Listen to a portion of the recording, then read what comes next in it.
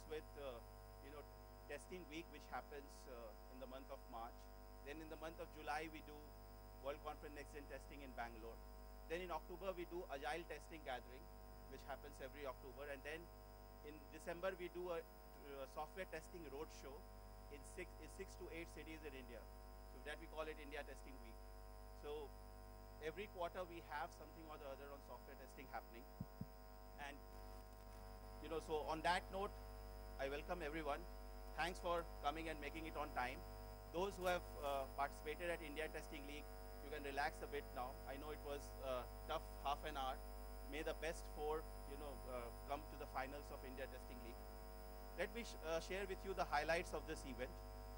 So in this event, we are going to identify the testing champion of the year, India's most knowledgeable software tester. And the winner of India Testing League will be the India's most knowledgeable software tester. So we had over 7,000 testers participating in the round one, and we selected top 1% who came there at 8 o'clock and gave a written test and with a lot of aptitude on software testing. And then we'll be selecting the top 4 teams, and they will be playing the finals today. So you can look at your agendas, but the finals is at 4 o'clock. So the winner would be announced today. We are also doing, for the first time, India Testing Awards, for which we got fantastic response.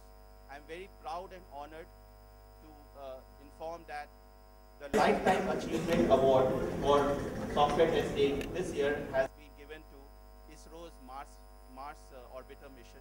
So we'll have the director of ISRO coming tomorrow, and he will be sharing the kind of quality process and the zero defect process that they have. I mean, it was simply amazing the way they did. We had nominations from various other bodies also, similar to ISRO from different countries. But the reason ISRO won that award was because they were able to do it in their first attempt. So it was completely a zero defect product. And the kind of quality process that they followed has to be heard to be believed. So you will hear from them tomorrow at 5 o'clock in the evening, when they will come with their entire quality team to brief us about their quality process. So this is it. Then we have a lot of exciting prizes for you. So we have of the year 2015. We have software testing project of the year 2015. We have testing startup of the year 2015. So various other categories. We will be displaying the trophies, very soon. And may the best win. Let me share with you the agenda for today. So if you can just take out the agenda. I'll just share with you so that your life becomes easy once the hall gets divided into 2. So we'll just share the agenda. So immediately after my overview, we'll have a keynote by Rex Black. He's president of RBCS and past president of the ISTQB and ASTQB, and co-author of ISTQB Foundation. And then we'll have a panel discussion. So we have a fantastic pool of panel members. So immediately after my overview, once Rex starts the session, we request all the panel members to meet outside to just have a quick discussion. So at about 9:30, if all the panel members can meet outside at the reception desk. Testing leadership track. The hall will completely look different once the divider comes in. So this side will be testing leadership track, and the other track would be running in that part of the hall. So we have various talks, and you have the freedom to move from one session to another. All the sessions are going to run concurrently. So we are trying to make sure that it starts at the same time and almost ends at the same time. So you have a choice to move from one session to another, from one track to another. You have to just go out of the hall and come to the other hall. So that's what you have to do. Okay? We'll be announcing the finalists of India Testing League at 4:20 p.m. That's when the finals starts. We'll be having lunch break at 12:50. For those who have come to Lee Meridian for the first time, we have the restroom just when you go out towards the right side. And we have a swimming pool there where you will be served few things, but most of the rest, his presentation to be put on the screen, please. So the topic is extracting insight and confidence from a voyage into the unknown. Rex is president of RBCS and has been involved with ISTQB and ASTQB for long. and also with Agile Foundation Extension and Advanced, part of the committee that prepares the syllabi. So would like to have Rex here. Hey. Thank you. Morning, everybody. You guys doing? This is cold tea, by the way, in case you're wondering what is that brown stuff that he's drinking. It might seem odd to you, but it's a southern thing. We drink iced tea in the South in the United States because it can be hot there. So, when you start running a test, do you know what the result will be? For sure. When you sit down to run a test, do you know if it will pass or fail? No, right? You don't, do you? So everything that we do when we're testing involves an element of the unknown, right? If it were possible to say in advance what was going to happen when we ran our tests, would we need to run them? What conditions does it work? What doesn't work? How can we support people finding the problems that are underlying the misbehavior so that those can be removed, right? It is, to be somewhat dramatic about it, a voyage into the unknown, okay? But just wandering around in an unknown situation is not particularly helpful. So we can't just go off and do our voyage into the unknown and then come back, say, hey, finished testing. What does it all mean? Oh, I don't know. You actually wanted me to be able to tell you something?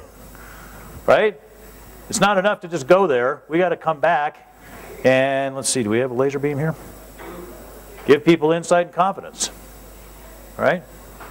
What did you find? What does it mean? What do we do about it? Okay? So, unfortunately, a lot of times, testers, but the bug associated with the failed test case is closed. What does that mean? It's incoherent, right? We confuse people. We give them simultaneously too much and too little information. We contradict ourselves and contradict each other sometimes. One tester says one thing, one tester says another. So, that severely undermines the value of testing in the eyes of people outside of the test team. Okay? The people that are paying the bills, the people that are wanting testing to be done, they don't just want you to test, they want you to be able to help them understand what does it mean. Again, insight, confidence, okay? So let's look at some of the problems that often occur here and some ways to possibly get beyond those problems. People just approach testing like it's this big geeky bug hunt. It's fun to find problems, and it is, at least when you're getting paid to find problems. I have this phone, okay? But finding bugs is a tactic, okay? It's something we do in order to support a bigger strategic objective. So just sitting around and finding lots of bugs and thinking, oh, this is really great. This is really great. I found all these bugs. I'm doing so much good. Well, maybe you are, maybe you aren't. You find a lot of bugs, but a lot of those bugs don't matter. How much value has been delivered? Is it possible that you might be distracting the team because you're not necessarily looking in the right places? See, we need to be thinking about how does what we do matter? Strategic thinking. How does what we do support the organization's goals? Right? What are the organization's goals? To build market share through having a fantastic brand with excellent word-of-mouth reputation for quality, right? Is that your organization's goal? Is your organization's goal to save money by reducing costs of defects in production? right? What do people say when you listen to executives in your company, when you read the internal information that's being promulgated about what your organization is about, what the goals of the organization are about? What do they say? Because you're going to approach testing differently, and you're going to position the value of what you do to people outside of testing differently depending on how that matches up with the broader goals of the organization. Because everybody in senior management and executive management is going to expect that within the organization people are working in a way which is aligned with the higher goals. And if you're not, then that's a problem. And if you're not thinking about what those goals are, that's going to be a problem. Because it won't just happen by accident. Just sitting around in a test lab banging away on mobile devices and computers and so forth and finding lots of bugs, that's not going to be aligned with the larger corporate goals. So, what are the objectives? Why do they pay you to test? Something to think about. If it's not clearly defined as to what your team's objectives are, then you need to have that conversation. Who are your stakeholders? Why do they want you to test? Why does this matter? Well, if you don't have clearly defined objectives, is it possible to succeed? If you don't know what you're trying to accomplish, can you succeed? No. So we've got to know what we're trying to accomplish. And we got to have ways of measuring whether we're accomplishing it. So to get you started thinking about objectives, here are some typical objectives. Okay? Find bugs. Yeah, find bugs, particularly the important ones. This is an objective because it supports the developer's ability to improve quality. But notice that that's primarily a tactical objective. That's how we're going to grind the bugs out of the product, right? But then there's this question of, well, are we done yet? What level of confidence should we have in the product? This is a more strategic objective. It lines up with things like company objective is to build market share by having a fantastic brand with a reputation for outstanding quality. Yeah? If that's the company's objective, just finding a lot of bugs, not enough, right? You got to be able to build confidence. Yes, we have tested sufficiently. Yes, the test results tell us that we are ready to deliver another fantastic piece of software that will advance our objective of building a greater brand. Excuse me. Now, there's always a risk of failure. You can't find every last bug. No test team does, right? So if you hold yourself to that standard, we found all the bugs, you fail, right? But what you can do is reduce risk to an acceptable level. Okay? Now, anytime you run a test, whether that test passes or fails, you reduce risk, right? You reduce the risk of an unknown failure occurring in production. The test passes, you now know something about the situations under which the software works properly. But if the test fails, you still know something you didn't know before, and you have provided the organization with an opportunity to improve quality. Okay? But it's not enough to reduce risk and build confidence. We have to communicate that effectively. And this is where a lot of breakdowns happen. Getting that information across. Okay? So, a lot of testers focus on reporting bug status. How many bugs did we find? How many have been fixed? How many are still open? What's the relative severity of the bugs?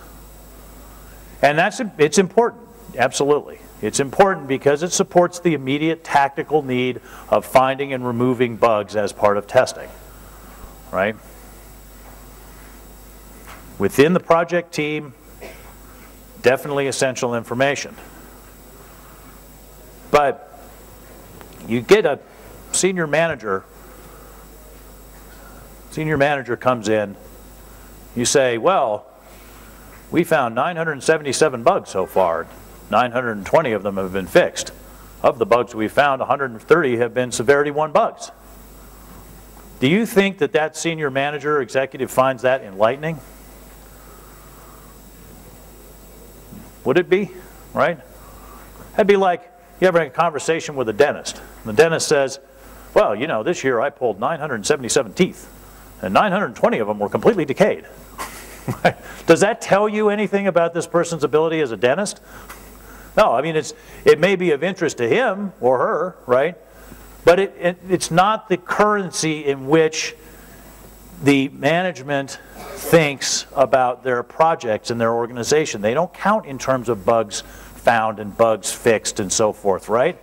That's not how managers think about this stuff, okay?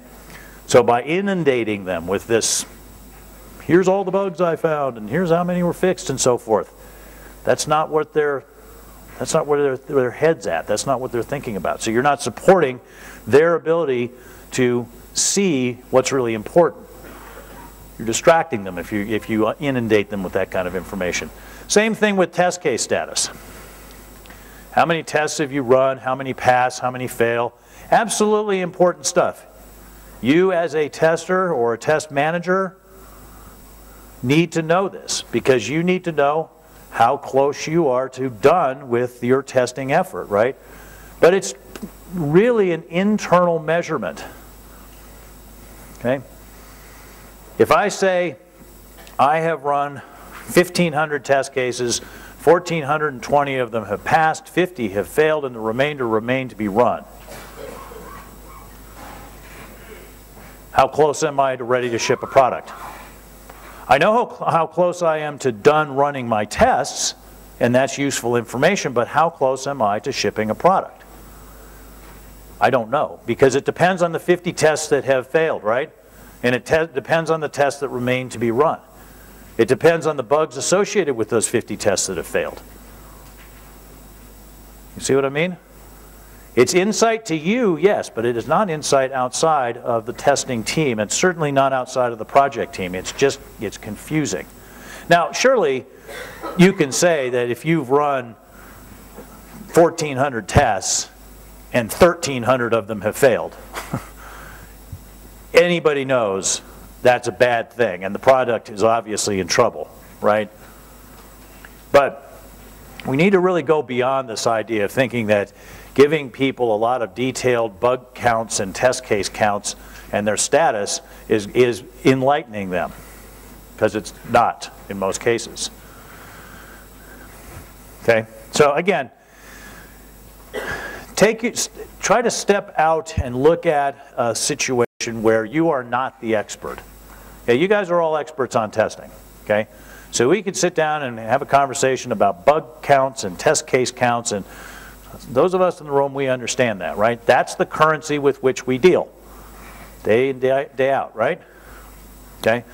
But to get a sense of what testing looks at from the outside, pull yourself out and look at a situation, imagine as a thought experiment a situation where you're not the expert. You're talking to an expert, okay? So you're going to go on a big road trip. You take your car to a mechanic. You come back at the end of the day, the guy says, that's done. And he says, well, I found 10 problems and fixed them. And he explains the problems to you in terms that only another mechanic would understand. And then he says that he went through and tested 20 systems. And again, he uses terminology that only a mechanic would understand, right? What do you know? Right? Has this enlightened you? Do you have confidence now, right? Don't you still wonder about, well, of those 10 problems that he found and fixed, how important were those in terms of the use of the car, right? What do they have to do with respect to safety? What might have been missed? What wasn't checked? I had this experience recently where I was on a long road trip. Actually, after I'd written these slides, I had in fact done exactly this, taken my car to a mechanic who checked it out and said it was perfectly sound. I'm in the middle of nowhere and my clutch fails. Hydraulic system on the clutch dies, right? Apparently he didn't look at that, right? Did I know to ask him that? No, because I'm not a mechanic, right? Now with benefit of hindsight, I could have said to him, hey, how many years do the typical hydraulic assemblies on a mechanical clutch last? What's the typical, time of failure of a hydraulic assembly on a clutch, right? And he probably would have said, oh yeah, you're right, that's getting a little old, right? Maybe we should replace that before you go. Yeah, should have, right? But why didn't I ask that question? Because I'm not a mechanic, right? Same reason that if you are talking about bug counts and test case counts, and if you're looking at your manager, senior executive, and he's got this blank look or she's got this blank look on their face, when you're like, why aren't they asking me the penetrating questions here? Because they're not testers, right? You're speaking a foreign language to them, okay? So, try to step outside of yourself. One of the things, I've written a number of books. And one of the things that I've always found challenging about writing a book is, when you're about that, is, well, what does the reader of this book not understand? If I go into too much detail in something that's obvious, I'm going to bore them. But if I go too fast to something that's very sophisticated, I'm going to lose them. But notice that to me, it's all obvious, right? That's why I'm writing a book on it, because I know it already, yeah? See, now, every one of you in this room, whether you've written a book or an article or not, you're in that exact same place. You are the expert on something, and people are coming to you, and they are not the experts. They are counting on you to be able to bring them to a place of insight and confidence and knowledge and understanding, the place where you already are, right? But you can't do that if your head is inside of your own head, right? Because it's like, well, it's obvious to me. Well, it's not obvious to the person that you're talking to, right? So, here's a way to get started on this. How do I get outside of my head? Well, ask other people. So when I do test assessments for clients, and I talk to people outside of the test team, I ask them 2 questions. Do you understand the